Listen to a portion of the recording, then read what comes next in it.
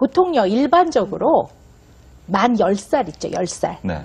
10살 아래 아이들은요, 정확한 비판이 별로 도움이 안 돼요. 그게 한국 아이들은 더 그래요. 그러니까 우리가 비난을 하는 게 아니라 비판해 주는 거 있잖아요. 네. 이건 넌 문제야 라고 하는 거를 비난으로 받아들여요. 그래서 보통은 만 10살이 넘어야 뇌가 발달하면서 비판을 정확하게 받아들일 수 있는 기본이 좀 돼요. 아, 이게 내가 문제점이구나 이렇게 받아들이는데요. 한국 아이들은 중학교 2학년은 넘어야 되는 것 같아요. 제가 보니까. 그래서 그 전에는요. 잘 이렇게 친절하게 네. 얘기해줘야 돼요. 그러지 않으면 비난받는다고 느끼기 때문에 그 비난받을 때 상처를 안고 살거든요, 아이들이. 그럼 예를 들어서 공부를 할 때, 야, 너 이따위를 해갖고 네가 대학을 갈 수 있겠니? 라고 하면 그때 상처를 확 받잖아요. 그러면 그 감정과 더해서 그때 그 모든 환경이 다 싫어져요. 그때 지우개도 싫고, 그때 있었던 책상도 싫고, 그때 있었던 필통도 싫어요. 그러니까 왜냐하면 그 더군다나 상처를 줬다고 생각되는 대상이 부모라면 그걸 기억하고 살아가면 안 되잖아요. 부모가 내게 상처 줬다고 생각하면 어떻게 살아가겠습니까? 그쵸. 그래서 잊어버려야 돼요. 그래서 그때 부모가 줬던 상처도 잊으면서 그때 해준 말도 다 잊어버려요. 그러니까 똑같은 행동을 또 하는 거죠. 그래서 사실은 10살 미만의 아이들은요. 오요 이렇게 하라는 건 아니지만 네. 잘 친절하게 다뤄줘야 돼요. 그러니까 사실은 제가 봤을 때는 어머님이 아이한테 더 잘 되라고 흔히 말하는 부모의 채찍을 준 거죠. 채찍을 딱 강한 건데요. 제가 봤을 때 너무 비장해요. 너무 비장해. 막, 비장함이 막 느껴져요. 저희가 이렇게 화면으로 보면서 되게 조금 가슴 아팠었던 부분이 이제 지훈이하고 엄마와의 관계였어요. 그 어머니 그런 말씀 들으면 굉장히 마음이 아프실 것 같아요. 아니, 지훈이가 5살 때는 엄마가 죽었으면 좋겠다는 말도 했었어요. 그러니까 뭐 엄마 경찰서에 뭐 잡혀 감옥 갔으면 좋겠다 이런 거보다 죽었으면 좋겠다는 말까지 들었기 때문에. 네. 근데 항상 그런 얘기를 해요. 나는 엄마가 너무너무 싫다고. 잔소리를 많이 해서 싫고 뭐 하라고 해서 싫고. 근데 아이를 데리고 다니다 보면 주변 분들이 얘 또래가 아니라 다 나이 드신 분들이세요. 그렇죠. 다 40대, 50대, 60대 이런 분들이랑 같이 공연하고 연습하고 하려면 그분들 얘가 막 왔다 갔다 막 정신없이 하는 것 자체가 그분들한테는 제가 폐가 될 것 같아서 웬만하면 가만히 있어 이런 것들이 많고 그다음에 공연 전에 이제 대기실 같은 데에서 대기가 뭐 5시간, 6시간 될 때도 있거든요. 그럼 아이는 이제 지루한데 그 선생님들 피곤하시고 막 이러니까 조용히 해, 말하지 마. 입하고 있어. 움직이지도 마. 뭐 이런 게. 그러니까 어쩔 수 없이 저는 얘를 데리고 다니면서 하지마가 굉장히 많았던 엄마가 돼버린 거죠. 그러니까 얘는 엄마랑 있는 게 싫은 거죠. 지훈아, 네. 우리 남자끼리 속마음을 한번 털어놔 보자고요. 네? 네. 지훈이 엄마가 정말 싫어요? 엄마 미워요? 네. 지금도 미워요? 네. 왜? 잔소리해서? 네. 잔소리 안 하면 엄마가 만약 잔소리 안 하면 어때요? 그래도 싫어요. 야, 엄마 잔소리 안 하는데도 싫어? 맺힌 게 많구나. 그래요. 알았어요. 일단 잔소리가 좀 아이한테, 그러니까 하지 마. 아까 선생님께서 말씀하셨던 이제 비판 아니면 뭐 이런 표현들이 지훈이의 마음속에 좀 많이 좀 담겨져 있는 것 같긴 하네요. 지금 이제 네. 엄마하고 지훈이와의 관계를 네. 좀 이렇게 선생님이 좀 봐주셨으면 좋겠고 또 지훈이가 새로운 것만 찾고 또 지루한 걸 싫어하는 아이잖아요. 이런 특성을 가진 아이와 또 엄마와의 관계를 개선하기 위해서 어떤 노력들이 있어야 될까요? 네. 일단 아까 제가 직접 목격한 건데요. 네. 저는 지훈이한테 계속 편하게 해, 까불어도 돼 이렇게 얘기를 계속 해줬는데 엄마가 얘가 발을 조금 움직이니까 쿡 찌르시더라고요. 제가 봤어요. 그래서 보통 어머니 그러셨죠. 내가 아까 목격했어요. 딱 걸리셨어요. 딱 걸리셨어요. 근데 어쨌든 제가 상담을 하면요. 아이들 요만한 아이들이 저한테 와서 귓속말로 원장님 절대 엄마한테 얘기하지 마세요. 그래서 뭔데? 우리 엄마는 마귀 같아요. 이런 애들 되게 많거든요. 그래서 왜 엄마가 그렇다고 생각하니? 그러면 이제 혼내고 야단치고 잔소리 한다고 아이들이 되게 그렇게 표현을 합니다. 자, 그런데요, 지훈이 어머니 이 생각을 좀 해보셔야 될 것 같아요. 주변에서 이제 이렇게 좀 만나게 되는 분들은요, 어쩌면 스쳐 지나가는 사람도 일분이 있고, 또 뭐 몇 년 만날 사람도 있고, 근데 지훈이하고 지훈이 엄마는 평생 어머님이 눈 감을 때까지는 같이 가야 되는 관계예요. 그래서 얘가 제일 중요해요. 그리고 얘는 그렇게 주변을 크게 방해하는 아이도 사실은 아니에요. 이 나이 이 정도면 굉장히 점잖은 거예요. 그죠?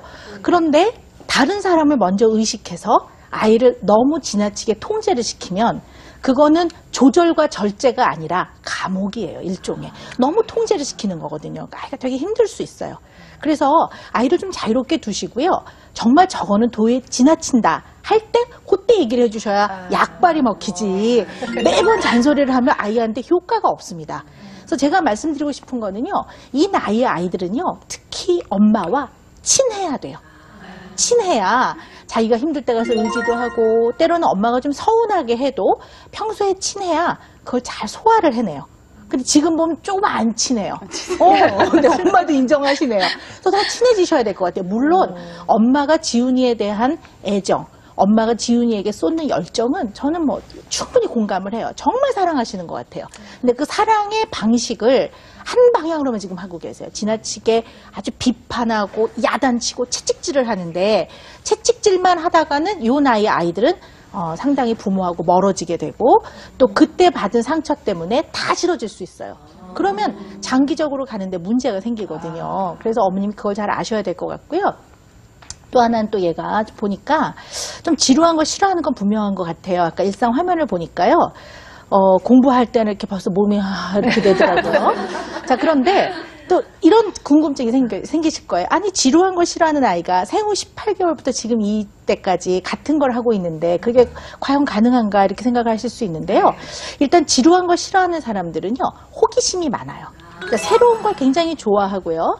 또 하나 특징은요. 지루한 걸 싫어하는 사람들은 가지고 있는 어떤 정신적인 에너지를 균등하게 배분하는 게 좀 어려워요. 그러니까 좋아하는 거에는 아주 몰두를 하고요. 자기가 관심이 없는 건 정말 하기 싫어해요. 그러니까 편차가 아주 많이 난다는 얘기죠. 어머니 무슨 얘기인지 아시겠죠? 근데 누구나 다 자기가 관심 있고 좋아하는 거에는 에너지 쏟아붓죠. 저도 그래요. 근데 차이가 좀 적어야 돼요. 근데 너무 차이가 많이 나면 결국 좋아하는 것만 하고 살 수가 없기 때문에 문제가 되죠. 또 하나는 아주 좋아하는 거에 딱 꽂혀서 한단 말이에요. 정말 꽂혀서 해요. 아주 그냥 통달을 할 때까지 막 하는데 그걸 다 하고 나면 확 관심이 떨어져요. 그러니까 지금 이제 상모 같은 경우 지금 그런 선생님 잘 알지, 그지? 일단은 지금은 계속 뭔가 단계별로 배워 나가니까 배울 때마다 이제 새로운 과정이니까 재미가 있지만 이제 어느 정도 정말 고수에 이제 이르렀다. 정말 더 이상 배울 건 없고 그 다음부터는 훈련과 연습만이 필요한 단계에 이르렀을 때 이 아이가 그것을 잘 견뎌 나가도록 엄마가 잘 도와주셔야 될 것 같아요. 그 도움은 아이가 완급을 조절하도록 엄마가 도와주셔야지 매번 채찍질을 하거나 비판을 하는 것만으로는 안 될 것 같아요. 엄마가 잘 도와주셔야 될 것 같고요. 적절하게 칭찬도 해주셔야 아이가 내가 이걸 잘 해내고 여기에 굉장히 내가 아주 자긍심을 갖고 뭔가 해낼 수 있을 거라고 생각하는데 엄마가 너 그래갖고 제대로 전수작 되겠어? 이런 것들이 꼭 도움은 안 된다는 얘기죠. 너는 정말 훌륭한 아이고 우리나라의 문화를 세계에 떨칠 거야. 그러기 위해서는 조금 참아보자. 조금 좀 쉬었다가 다시 해보자. 이래야지 너 그따위로 해서는 너 문 앞에도 못 갈걸? 이런 것들이 별 도움은 안 될 거라는 얘기죠. 무슨 얘기인지 아시죠? 완급을 잘 조절을 하셔야 될 것 같아요. 네. 어머니한테 여쭙기 전에 지훈이한테 하나만 좀 확인할게요. 지훈아, 네. 엄마한테 어떻게 하면 칭찬받아요? 공부 잘하면 칭찬받아요. 그래서 칭찬받은 적 있어요? 없어요. 자, 어머니, 선생님 말씀 이렇게 들으셨고, 지금 제가 칭찬에 대한 걸 물어봤습니다. 그러니까 칭찬에 대한 기억이 별로 없는 것 같아요. 네. 어떠세요? 칭찬한 적 있잖아. 그리고 선생님 말씀에 대해서는 어떻게 생각 드시는 바가 있으신가요? 그러니까 선생님 말씀하셨던 게 제 모습이에요. 제가 지훈이한테 했던 그 일상들에 대한 말씀을 하셔서 네. 그렇죠. 아이한테 칭찬을 애가 기억을 못할 정도라면 제가 정말 안 했다라는 거잖아요. 칭찬이 많이 부족했던 건 사실인 것 같고. 지훈이 그러면 그동안 엄마한테 하고 싶었는데 엄마 좀 무섭고 그래서 못했었던 그런 말들 있을 것 같아요. 지금 이제 여기 다 여러 명 있으니까 지금 한번 얘기해 보세요. 엄마가 나쁜 것 같은데 안 나빠서 너무 좋고 그리고 칭찬 조금 받아주면 그래도 너무 좋아 엄마. 알았어. 결국엔 엄마가 좋다네요. 네. 잔소리만 안 하시면 될 것 같아요. 그래요. 혹시 지훈이는 이런 국악 말고 다른 거 해보고 싶은 거 있어요? 없어요. 없어요. 오로지 국악? 네. 그래요. 네. 아까 그 방에 국악 외교관이라고 써 있는 말이 굉장히 네. 인상적이더라고요. 진짜 멋진 국악 외교관이 돼서 전 세계에 대한민국을 좀 널리 알리는 그런 멋진 외교관 역할을 해주길 기대할게요. 오늘 나와주셔서 어머니도 감사하고 지훈이도 고맙습니다. 감사합니다. 선생님도 감사드립니다. 네, 그럼 저희는 다음 주 월요일 아침 9시 20분에 다시 찾아뵙겠습니다. 시청자 여러분, 감사합니다. 고맙습니다.